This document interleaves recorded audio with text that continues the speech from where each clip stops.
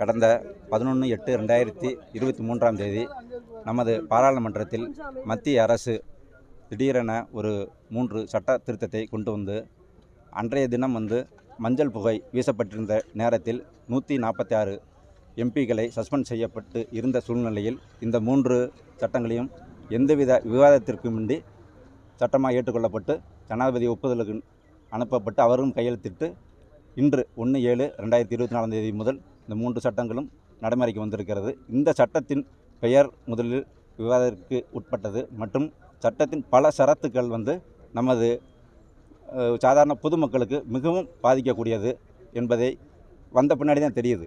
அதனால் இந்த 3 சட்டங்களையும் மத்திய அரசு திரும்ப பெற சொல்லி தமிழ்நாடு முழுவதும் உள்ள வழக்கறிஞர்கள் கூட்டமைப்பு ஜாக் கடந்த 29/6/2024 ஸ்ரீவில்லிபுத்தூர் பொதுக்கூட்டம் நடைபெற்று அதில் இன்றைக்கு 1/7/2024 நடைமுறைக்கு வரப்படும் இந்த 3 சட்டங்களை கண்டித்து கருப்பு தினமாக அனுசரித்து அனைத்து மாவட்ட தலைநகரங்களில் வழக்கறிஞர்கள் ஒன்றிணைந்து ஒரு உண்ணாவிரத போராட்டம் நடைபெறும் அப்படின்னு சொல்லி தீர்மானம் போட்டிருக்காங்க.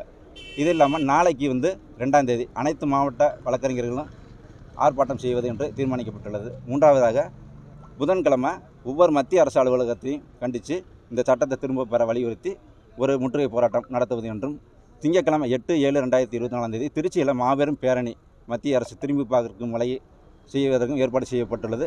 ஆகையால் இன்று முதல் 8ஆம் தேதி வரை நீதிமன்ற பணிப்புறக்கணிப்பு அனைத்து நீதிமன்றங்களையும் வழக்கறிஞர் சங்கங்கள் செயல்படுத்தி கொண்டிருக்கின்றன. இந்த சட்டம் திரும்ப பெறும் வரையில் எங்களது போராட்டம் தொடரும் என்பதை தெரிவித்துக் கொள்கிறோம். தற்போது திண்டுக்கல் வழக்கறிஞர் சங்க தலைவர் என் குமரேசன், செயலாளர் கென்னடி மற்றும் திண்டுக்கல் மாவட்டத்தில் இருக்க அனைத்து வழக்கறிஞர் சங்கங்களும் இதோடு இணைந்து போராட தயாராகி வந்து கொண்டிருக்கிறார்கள். அனைவரும் சேர்ந்து ஒற்றுமையே பலம், ஒற்றுமையே வழக்கறிஞர் ஒற்றுமை ஓங்குக.